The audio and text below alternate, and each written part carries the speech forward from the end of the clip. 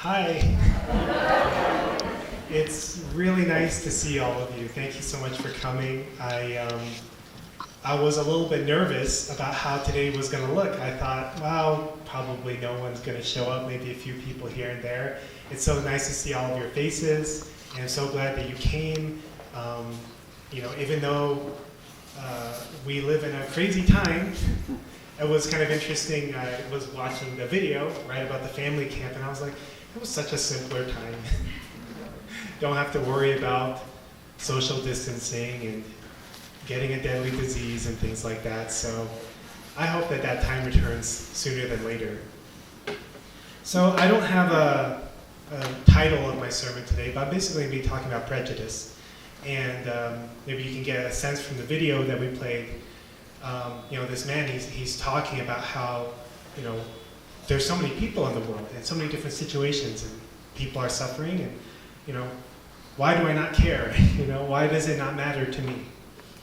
And it's a really good point. So many of you, unless you have been totally isolated from the world these days, know about the protests and the murder of George Floyd. And you know that there was a video that went around on the internet basically showing his murder by a police officer. And, not surprisingly, this sparked lots of anger within a lot of people. And I think that when this kind of things happen and we see them with our eyes, not in person but through video that someone else took, it really kind of shakes something within us that we can resonate with in a way that maybe we haven't experienced that exact situation, but maybe we've experienced some kind of pain or humiliation or discrimination or suffering in our lives, and it resonates with that part of us, and we feel upset, we feel angry, we feel like that's not right. But more than that, it's not just one situation where one person is hurting another person unrighteously, but it's a police officer. And so people who are in a position of authority or power are held to a higher degree of accountability, or should be. It's not just police officers, it's politicians, it's pastors, it's teachers. So when things happen like this, a teacher abuses a child, or a pastor, breaks the trust with their community, whether it's because of money or because of a sexual scandal or some other kind of scandal. These things are, in a way, more unjust than if just two people are misusing one another, in a sense. And I think that, when you are in a position of trust, then your level of accountability is higher. My level of accountability as a pastor is more, because I'm in a position of trust. You're trusting Adonia and I with, to a certain degree, the funds of the church, the direction of the church, your children or your grandchildren, or with your own personal lives. There's a certain level of trust there, and there's a certain level of accountability there. Even in our own movement, a number of years ago, some of you remember when our national leader, Injanim, betrayed the trust of our whole movement. It was really painful, and there are still many people who have not recovered from that experience. Partly because of the experience itself, but also because there was never really any accountability. There was never a real apology. It was a really painful experience, and I think a lot of us were just expected to just move on, because what can we do? You can't force somebody to repent. You can't force someone to apologize. But yet that leaves us in a situation where we don't have closure, where we're just kind of like, we just have to stuff it and we just have to move on, which is not good, because eventually that will come out again, which I think is, in a lot of ways, what we're seeing happen in the world today. There's many people who are protesting, which I personally feel really good about. I think it's a wonderful thing about our country where you can go and you can protest something that you don't like, and the military is not going to come and gun you down, because that does happen in other countries. And I think to myself, there's many people out there who are protesting, and they're probably all different places in life. Some of them probably don't even believe in God. Yet they're out there advocating for something that they believe to be right because it's just right. It's not right for one person to hate another person because of their skin color. It's not, and especially not right for a person in a position of trust and power to abuse anybody else. But I think that in addition to that, we as people of faith, we should also feel the same way, if not more. Because as people who believe in God, we also, to varying degrees of what depends on what you believe about who is God, right? But we understand that God is our heavenly parent, our father and mother, the parent of all humankind, and that we are all God's children. And that even though we don't always feel it, we are a family. We are the human family. And we need to treat each other with a bare minimum amount of respect and dignity as human beings, as fellow brothers and sisters of this world. We've been taught that we're all brothers and sisters regardless of the language that we speak, regardless of the color of our skin, regardless of what we believe. I'd like to share an excerpt from the Divine Principle where it talks about a little bit about this. It says, a third sign, so we're just talking about the last days here. A third sign of the renewal of the first blessing is the restoration of true human value. From the horizontal perspective, every person possesses equal value, but that does not do justice to this true worth. From the vertical perspective of heaven, each individual possesses the loftiest cosmic value. Human beings lost their original value because of the fall. And in the present era, as democratic ideals have flourished, people have been promoting the emancipation of slaves, the freedom of oppressed racial minorities, and the independence of small and weak nations. They are advocating human rights and equality between the sexes and among all people. More than ever before, people are zealously uplifting the value of the individual toward its original value. This demonstrates that we have arrived at the threshold of the last days, when fallen people can restore the first blessing of God.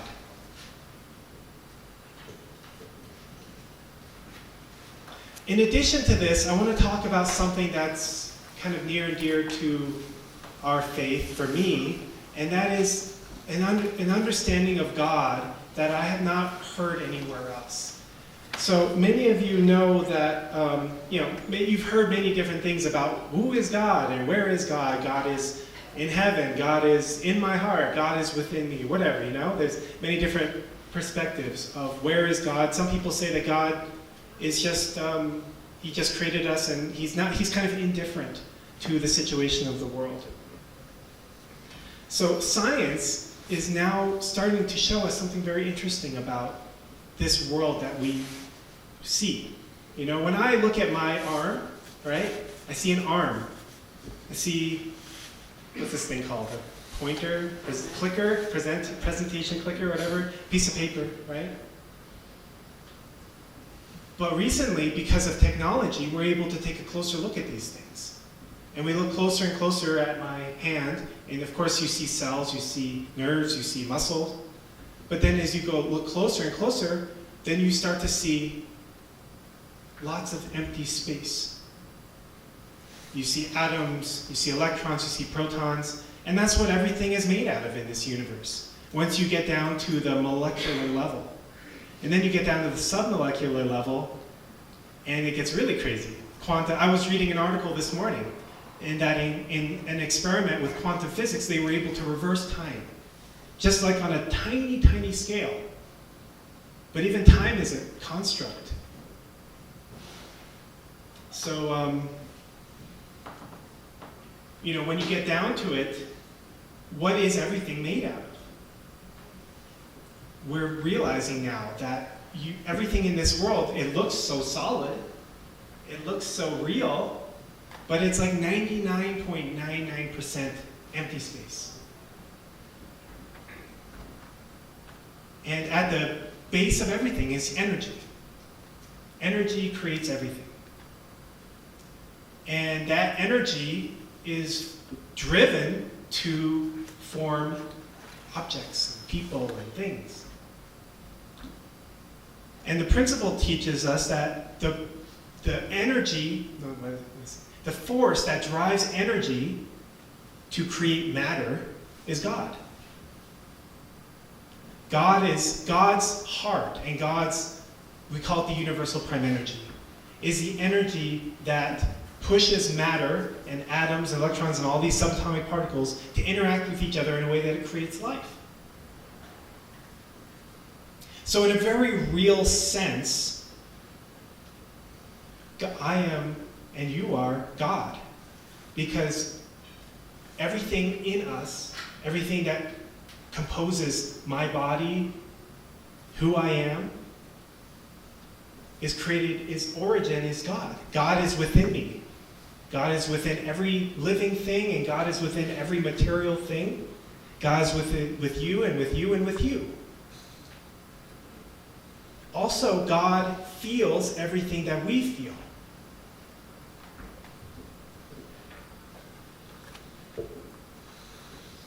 Maybe in a small way, when we see an atrocity like,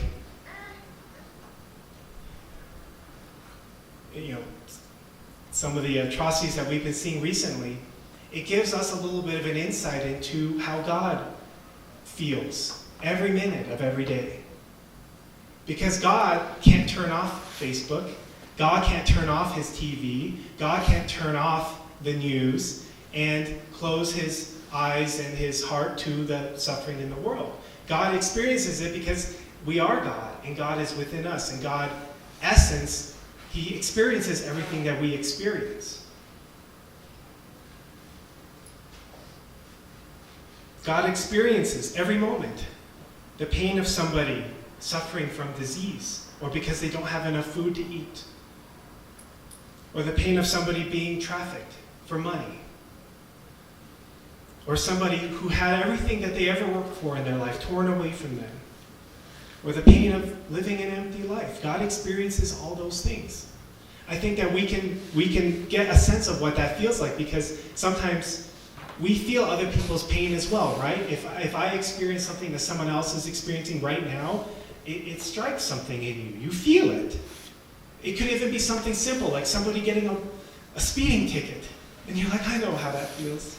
But it could be something much deeper, like depression, suicide, just pain and hurt and being stepped on in your life. And we know, unfortunately, all of us have experienced these things to more or less degrees. So we can share these experiences with our brothers and sisters to some degree. I think at the same time, God also experiences things of joy, and I think that that's important to also not forget. God also experiences the joy of proud parents bringing a newborn child into the world. The joy of someone serving another person and experiencing the joy and delight that comes from that. A person sacrificing for another. A person finding peace, maybe through nature. Or somebody mending a broken relationship. Or somebody overcoming a long history of abuse and determining, I'm never going to let that happen to my family. These things, God also is experiencing them together with us, I believe. So if we have a mature relationship with God and love God as our parent, then we should also seek to bring joy to God and to lessen the suffering that he experiences on a day-to-day basis. So, and I believe that this kind of change is happening. These kind of changes happening when we recognize injustice and wrong things in the world, and we work to correct them so that they don't have to happen anymore, at least can happen less. I think that brings some relief to God, if it can really instill real change within the human race. But, of course, in the long run, God's ideal is is a world where these kind of things don't happen, where these kind of heartaches and pains don't happen. And we're not gonna live in that world. We're not gonna experience that world in our lifetime. But we're living in the era that's phasing out the old world and phasing in the new world. That's what's called the last days. This is another excerpt from the Divine Principle. It says that the providence of the new age does not begin on the ashes of the old age. So the new age isn't going to begin once the old one's all finished and done. It's happening at the same time. On the contrary, the new age sprouts and grows amidst the final phases of the old age and comes into conflict with that age. Accordingly, it is difficult for a person steeped in the old tradition to understand or accept the new providence. This is why the saints and sages leading the dispensation of a new age were often persecuted and martyred as victims of the old age. So I want to switch gears a little bit and talk about something, kind of borrowing some of this material from Rick Warren. But the Bible talks about prejudice quite a bit. And in the Bible, it's called the sin of partiality. The sin of partiality is showing favoritism and bias for some people and showing prejudice and bias against other people. Now, as somebody who grew up in this church, which is so diverse, culturally and ethnically, and as for those of you who've been a part of this church for many years, I think that we can easily take it for granted that, I love all kinds of people. And maybe you do. But I'd like to challenge each and every one of you today to start to think a little bit deeper. Maybe an issue that we deal with isn't racism, but maybe it's the sin of partiality. Because the sin of partiality is much broader than just judging somebody by the color of their skin. You can ask yourself, do you make some assumptions about people? Or have some kind of automatic thoughts about people who have strange looking hair? Or maybe people who have piercings in certain places that are unusual. Or maybe we can look down on people who are fat. Or maybe we look down on people who are skinny. People who dress differently than I do, or who are a different religion than me. Maybe we look down on people who are younger than us, or maybe we look down on people who are older than us. Maybe we think poorly of people who make more money than I do. Or maybe we think badly of people who make less money than I do. It's easy to get caught up in, of course right now the issue is skin color, right? Black skin. But also, do we have thoughts or feelings that I'm better than a certain kind of person, maybe because of some other reason? Maybe I'm more educated. These are things that we really need to consider as people of faith, because God doesn't like it when we look down upon another human being who is my brother or my sister because of something because of any reason, right? Deuteronomy 10:17 says that God never shows partiality and he cannot be corrupted. It means that God is never unfair, God is never unjust, and God is never prejudiced towards any of us. James says, "Remember and always keep the royal law of Scripture, which is love your neighbor as yourself. If you do that, you'll always do the right thing. But anytime you show partiality or prejudice, you sin and break God's law." So it's a big deal to God. And whenever something is a big deal to God, it should be a big deal to us as well.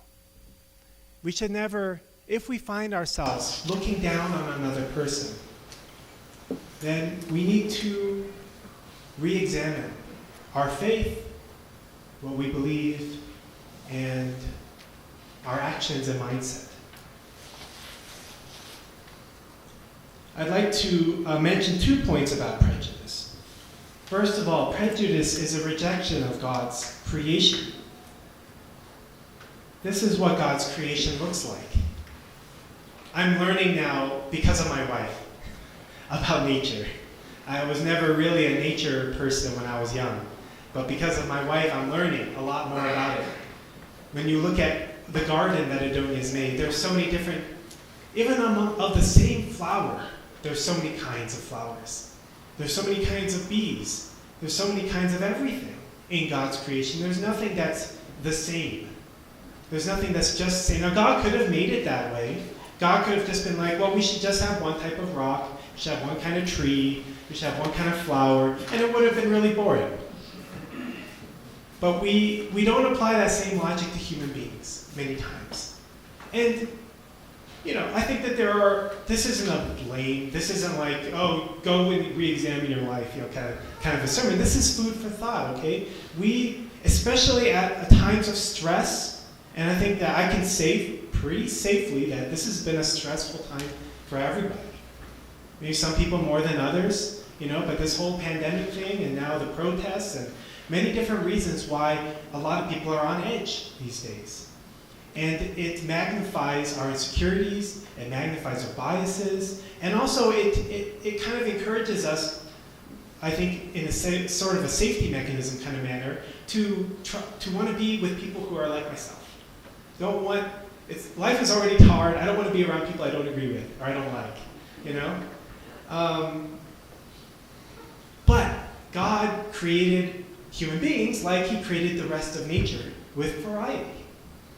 We have some people, of course there's racial variety, skin color variety, but there's also people who, they love business and they love making money. And there's some people who love doing sports, and there's some people who love art, and there's some people who love music, and many times those things don't overlap. And many times it's easy to look down on another kind of person because he doesn't value or appreciate the things that I value and appreciate. But part of life, this journey, is learning to value the things that other people value that I don't. That's a big part of marriage, and that's a big part of church. I'm going to kind of get back to that in a little bit. But the point is that God loves variety.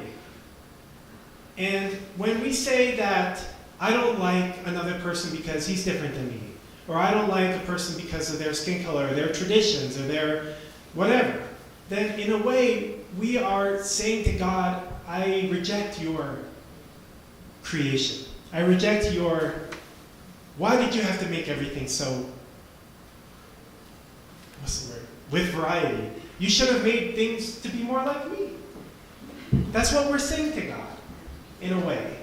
And that's, we have to be careful, because that's not God's intention.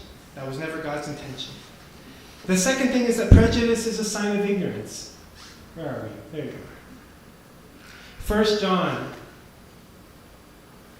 John says, whoever hates his brother is in the darkness and walks around in the darkness. He does not know where he is going because darkness has blinded him.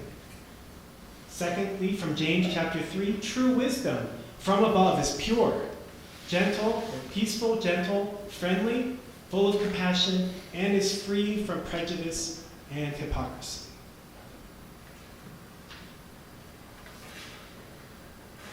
So, this time is a really good opportunity to examine within ourselves. And I think that the first question that we can ask ourselves is, how can I see what God sees? How can I see from God's perspective? This is the first fallen nature, right? And I believe to be the most important one. We ask God, how do I see your children as you see them? Just like the song that we played earlier. Give me your eyes. Lord, give me your eyes. Asking God, how, maybe there's a person you don't like and you feel like there's justifiable reasons for it, you know? That person hurt you, and, you know, you have a reason to hate them or whatever. Maybe, you know, I could probably go on and on about that, but I think you get the idea. Maybe you have justifiable reason, but to ask God, what do you see? How do you see this person? God does not look at our appearances. God doesn't care about how much money we make. God doesn't care about our color of our skin. God looks at the heart. There's a verse, Bible verse, I don't remember it, but there's a verse about that. And we need to ask ourselves, how can I see how God sees? How can I see from God's perspective in my relationship? Could be even with my spouse or my children or my parents. People in my life that I don't like, that I'm prejudiced or biased against for whatever reason. This is what it means to actualize faith in our lives. Because God is asking us to see our brothers and sisters as our family, to care about what they care about, because they are God and God is me. This is the one reason I love the church. You know, many of you may have this feeling that you don't want to go to church. I have that feeling basically every week, okay? It's not comfortable to go to church. There's different reasons for that. But I think that one of the reasons is one of the reasons why I think the church is so great. Because not in every case, but in the ideal sense of the church is a community. And the church brings us together beyond things that normally bring people together. Normally, people get together because they have the same hobbies, because of the same age, or because they have the same beliefs. And to some degree, yeah, church brings people together because they have the same belief. But at the end of the day, we are all children of God. And whether you have left-leaning political views, right-leaning political views, you have this attitude about parenting, or you have this attitude about health, or this whatever, that whatever, our understanding of God and coming together as a church to build God's kingdom in reality supersedes and surpasses all of those things. It should, I believe. So the church forces us to be around people we don't like to be around. And especially during this time, you know, we want to be around people who we like to be around, right? But we won't grow and we won't learn that way. It's valuable for us to be around people who are different than us. We have to learn, what does God see in that person? What does God love about that person? Because I tell you what, you're not going to get that through social media.